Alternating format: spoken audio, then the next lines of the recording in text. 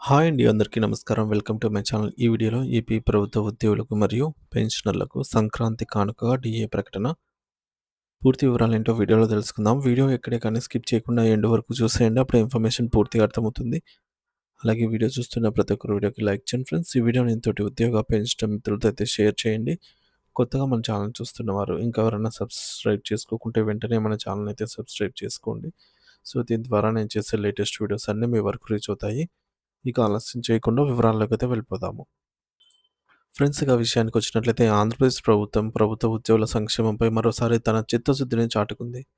ఉద్యోగులకు సంబంధించి వరుసగా తీపి కబుర్లను అందిస్తూ సర్కార్ దూసుకుపోతుంది. గతంలో ఇచ్చిన హామీలను ఒక్కొక్కటిగా నెరవేరుస్తూ ఉద్యోగుల ఆర్థిక భద్రతకు పెద్దపీట వేస్తోంది. ఇందులో భాగంగానే ఇప్పటికే ఒక కరువు భత్యం డిఏ ప్రకటించిన ప్రభుత్వం ఇప్పుడు రెండో డిఏను కూడా మంజూరు చేసేందుకు ముందడుగు వేసింది. దీనివల్ల రాష్ట్ర వ్యాప్తంగా ఉన్న లక్షలాది మంది ప్రభుత్వ ఉద్యోగుల నెలవారీ జీతాలు గణనీయంగా పెరగనున్నాయి. ఈ నిర్ణయాన్ని త్వరితగతిన అమలు చేసి జనవరి నెల జీతాల్లోనే ఈ మార్పులు కనిపించేలా చూడాలని రాష్ట్ర వ్యాప్తంగా ఉన్న అన్ని జిల్లాల కలెక్టర్లకు మరియు వివిధ శాఖల కమిషనర్లకు ప్రభుత్వం స్పష్టమైన ఆదేశాలు జారీ చేసింది. ఈ ప్రయోజనాలు కేవలం ప్రస్తుతం సర్వీసులో ఉన్న వారికే కాకుండా విశ్రాంత ఉద్యోగులకు కూడా సమానంగా అందుతాయి. పెన్షనర్లకు డీఆర్ రూపంలో అందే ఈ పెంపు వల్ల వారి ఆర్థిక పరిస్థితి మెరుగుపడుతుంది. కొత్త సంవత్సరం మరియు సంక్రాంతి పండుగ వేళ ప్రభుత్వం తీసుకున్న ఈ నిర్ణయం ఉద్యోగ పెన్షనర్ల కుటుంబాల్లో పండుగ ఉత్సాహాన్ని నింపనుంది. కేవలం ఆర్థిక ప్రయోజనాలే కాకుండా మానవీయ కోణంలో కూడా ప్రభుత్వం ఒక విప్లవాత్మక నిర్ణయం తీసుకుంది. విధి నిర్వహణలో ఉండి అనారోగ్య కారణాల వల్ల లేదా ప్రమాదాల వల్ల మెడికల్ గ్రౌండ్స్లో అన్ఫిట్ అయిన వారికి కూడా ప్రత్యేక ఆర్థిక ప్యాకేజీని ప్రకటించింది.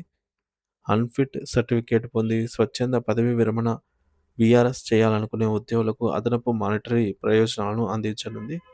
అనారోగ్యం కారణంగా ఏ ఇతర ఉద్యోగానికి అర్హత లేని స్థితిలో ఉన్న వారికి ఈ అదనపు ఆర్థిక సహాయం ఒక పెద్ద భరోసాగా అయితే నిలుస్తుంది.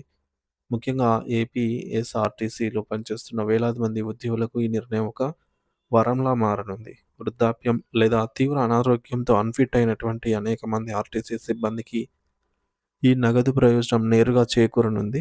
వారి కుటుంబ అవసరాల కోసం లేదా వారి వైద్య ఖర్చుల కోసం ప్రభుత్వం అందించే ఈ అదనపు నగదు ఎంతో సహాయకారిగా అయితే ఉంటుంది. ఉద్యోగ సంఘాలతో నిరంతరం చర్చలు జరిపి వారి పెండింగ్ సమస్యలను ఒక్కొక్కటిగా పరిష్కరిస్తూ ప్రభుత్వం తన అడుగులైతే వేస్తోంది. గతంలో పెండింగ్లో ఉన్న అరియర్స్ విడుదల మరియు ఇతర అలవెన్స్ల చెల్లింపులపై కూడా ప్రభుత్వం ముమ్మరంగా కసరత్తు చేస్తోంది. ఉద్యోగుల కష్ట సుఖాల్లో తోడుగా ఉంటూ వారి హక్కులను కాపాడటమే తమ తమ ప్రాధాన్యత అని ప్రభుత్వం స్పష్టం చేస్తోంది.